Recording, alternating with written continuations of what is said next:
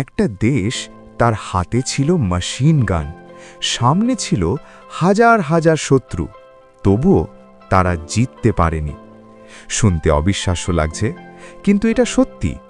১৯৩২ সালে অস্ট্রেলিয়ায় হঠাৎ করেই শুরু হয় এক অদ্ভুত সংকট। হাজার হাজার ইমু পাখি নেমে আসে কৃষকদের জমিতে, আর কয়েকদিনের মধ্যেই ফসল প্রায় শেষ।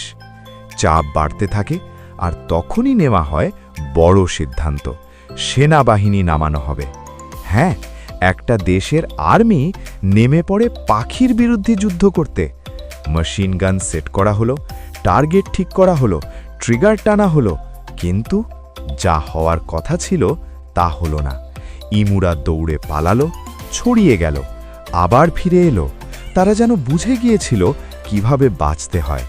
দিনের পর দিন গুলি চলল, কিন্তু ফলাফল প্রায় শূন্য।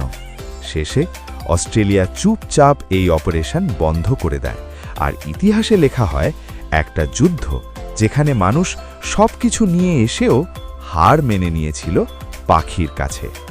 এরকম আরও ইতিহাস জানতে ফলো করো